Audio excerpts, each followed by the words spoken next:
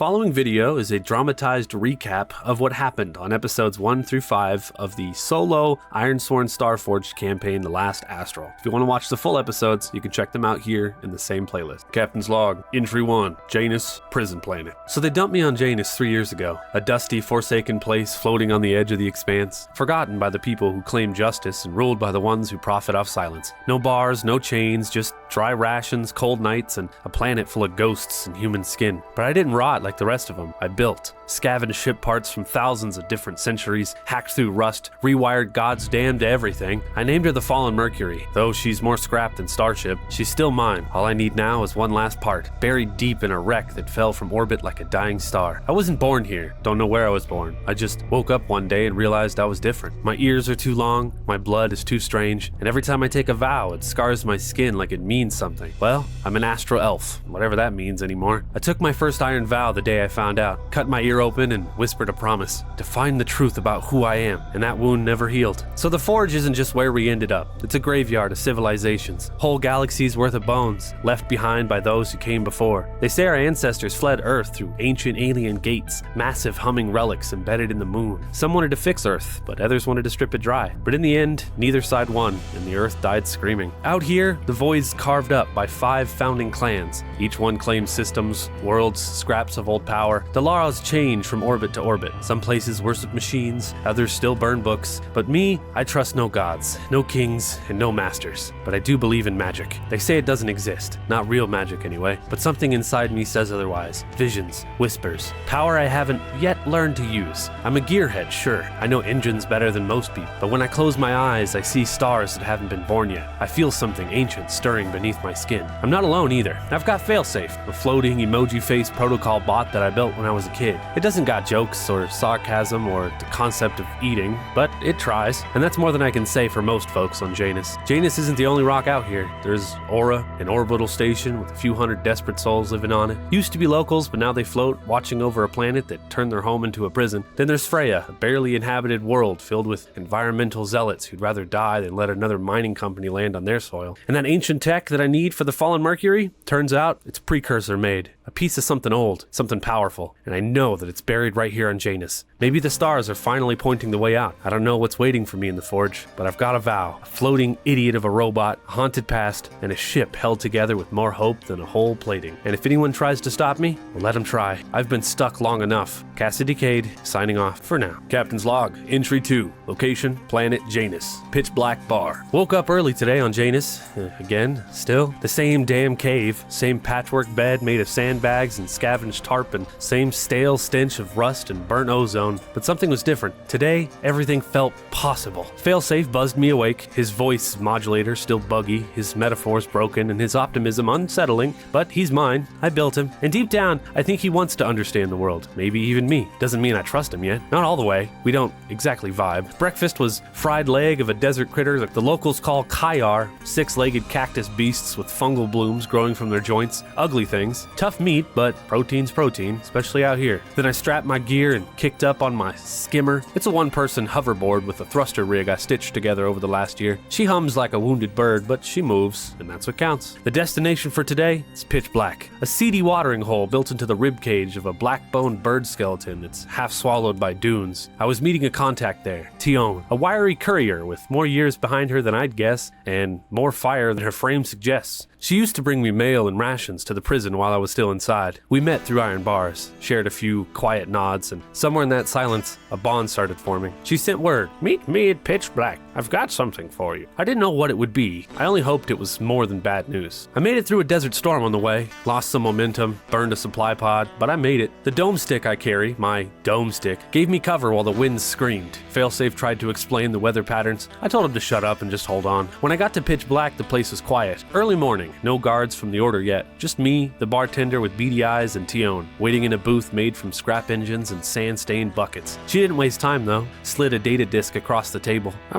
map," she said, "to an old precursor wreck the Order found while mining." And my heart damn near stopped. The Order, turns out they're called the Silver Order, cult-like dominion that fears technology, worships some forgotten god, and banishes heretics to backwater planets like Janus. They're the ones who locked me up and the ones now tearing this planet apart in search of relics they don't even understand. So they found a precursor ship, something ancient, buried beneath the dune. And inside, a hydrogen injector, untouched. That is exactly what I need to power the fallen Mercury. That was the lead I've waited 3 years for. So before I left, I made it official. Swore an iron vow in the dirt outside my cave, cutting a new line into my ear to mark it. I will escape Janus. The cut glowed faintly. The vow took hold. The forge heard me. I don't know what's waiting out there. Sandstorms, zealots, malfunctioning relics, worse. But I've got direction now. Failsafe and I prepped the skimmer. Tion wants to come with us when we leave. I promised her that I'd come back for her. The map she gave me points to a hidden dig site, guarded no doubt, but still secret, still possible. As we hit the edge of the Birdbone Bar and look out into the dunes, I feel it again. That pull, like something's watching or waiting. Cassidy Cade, heading out into the sand.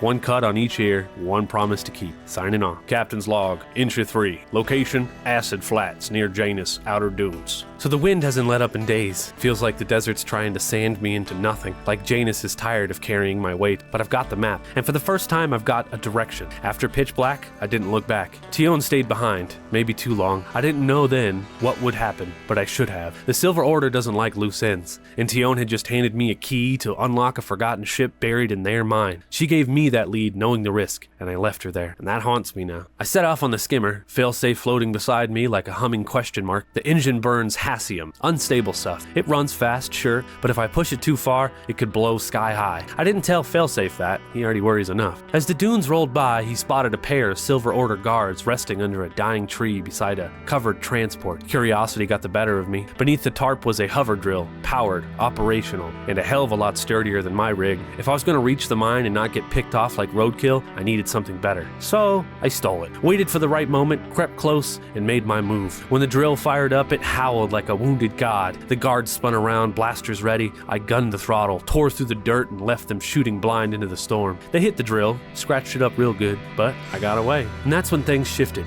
The sand gave way to cracked earth and glassy plains. The air went still, and something called to me. Not out loud, inside, in my blood, my bones, the pull. I followed. Failsafe said nothing, just tracked my path like a concerned parent, and I felt a wrench on my hip begin to hum. Not a sound, but a resistance. I stopped in the middle of the flats, climbed down, and I held it out, and the earth actually responded. A seam cracked open, glowing faintly. The acid pits parted like curtains, and a stairway emerged, ancient, untouched, hidden in the wastes. My breath caught, my heart pounded. I didn't understand it, not really, but I knew it was meant for me. So we descended. Inside, lights flickered to life, sensing my presence. A circular chamber, terminals, a quiet hum like a memory waiting to be remembered. And then the voice. "Welcome, Cassidy Cade, daughter of Alicia Cade." I stood frozen. That name, Alicia, burned itself into my brain. A mother, maybe, I never knew. A name that I did not remember. The machine asked, "Do you want to activate the beacon?" And I did. Of course I did. And a light burst upward like a signal to the stars. On the screen, a fragmented star map spun slowly, one piece of a larger whole. A trail, the first clue to finding the other astral elves, to finding my family, to finding the truth. We're camped out here now, deep inside the ruins. The drill is hidden, the acid pits bubble above. Failsafe's quiet, but I know he saw what I saw and felt it. I've got questions. I've got a vow carved into my ear and a map etched into my soul. And I've got to go back for Tion, because the Order is tightening their grip. And I've seen what happens when they fear something they don't understand. They erase it, but not this time. Signing off.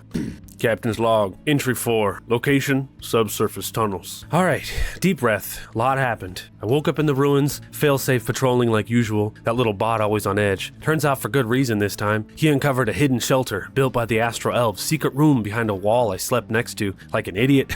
Inside, an inaccessible underground mining railway. Not functional anymore, but it led us close to the mine we've been chasing, close enough to drill through. Decided to approach the mine from below, hoping to avoid the Silver Order patrols. Failsafe scanned the tunnels, not perfect, but enough to put us in the ballpark. Marked major progress on the but on the way we hit a snag. There was a cave-in. I got separated from Failsafe. It was like a total movie moment. His eyes glowing on the other side of the rockfall. Managed to find a cramped burrow made by some local mole thingies called Oogas. Gross name, grosser tunnels. Crawled through Ooga goop to get back to him. Gagged once, maybe twice. Forgot the damn drill. Backtracked. Crawled through the same disgusting Ooga tunnel again. Brought it back. Blasted through the rockfall. Learned how to pilot it along the way though, so silver lining. We finally reached the mine and completed the expedition with a strong hit. This was the big moment. We're officially in the belly of the beast now. Inside we saw Silver Order soldiers working around a crashed precursor ship. It was a small vessel, looked ancient though. Rumors say that they're after some tech to fight rogue AIs. I don't care. I just need the hydrogen injector from that ship for the fallen Mercury. So, stealth mission activated. Snuck through the shadows, almost got spotted, lost some time waiting for guards to pass, but I overheard them say that they actually imprisoned Tion here. Tion, my friend, she's here. I promised I wouldn't leave Janus without her, so time to make good. Of course, I secured the injector, thanks to my sweet gearhead skills, snuck up to the makeshift cell and broke her out. Just barely. Found out that Tion used to be Silver Order, at least that's what I'm starting to think. She's definitely hiding some kind of secrets, but we'll unpack that later. So I rigged a megatonic magnetic tree briz, yeah, that's real, to collapse the mine tunnel behind us. Boom, no one's following. So we escaped through the underground tunnel. I locked the beacon chamber before we left, busted the keypad. No one else is using that entrance again, not without a lot of effort and some skin. And as we talked, Tion dropped the truth bomb. They weren't scared of what you did, Cassidy. They were scared of what you are. Turns out the Silver Order knew about my tech linking powers since I was a kid, and that's why they caged me, and that's why I've been running. But not anymore. I'm going to space. We are going to space. Failsafe says if we follow the tunnels in the other direction, we'll be back at the fallen Mercury by sunrise, and it's time to plug in the hydrogen injector and punch through the stars. Just gotta install it. Just gotta escape Janus. Just gotta figure out who the hell I'm becoming. Cassidy out. Captain's log, entry 5. Location, orbit above Janus. To Freya, the jungle world. 3 years. 3 years crawling through sand and scavenging from wrecks. And now, for the first time in forever, I'm flying. We did it. Tion's safe, the hydrogen injector's in, and the fallen Mercury, my mismatched, patched together starship made of bones of dozen crashed dreams, is alive. She rattles like a tin can. One engine's bigger than the other. But she's mine, and she flies. We sealed up the cave and pulled the tarp off it like it was a grand unveiling. Tion looked at it like she might cry. At least I thought so. And then out of the dunes came a Monifa. Turns out Tion has a pet, a desert sheep with healing fluff and a name like royalty. She came stumbling through the sand like she heard the call of destiny, or maybe snacks. Failsafe seemed confused, and I was confused, but Tion hugged her like home had followed us, and I couldn't say no. So now there's a sheep aboard my ship. Add that to the list of things that I didn't plan for. Installing the injector wasn't clean. Took until nightfall. Sparks flew, curses were shouted, but it clicked into place, and for the first time in years, the ship hummed. Power surged, lights flickered, steam hissed out of the vents, and when I opened that cargo ramp, I swear the wind welcomed me back to the stars. The inside is still kind of a mess. Tools, spare parts, my old skimmer rig, tied down like a petulant child. I gave the tour. Tion was skeptical. Failsafe was overly enthusiastic. I warned them that if gravity cuts out, duck and grab a rail.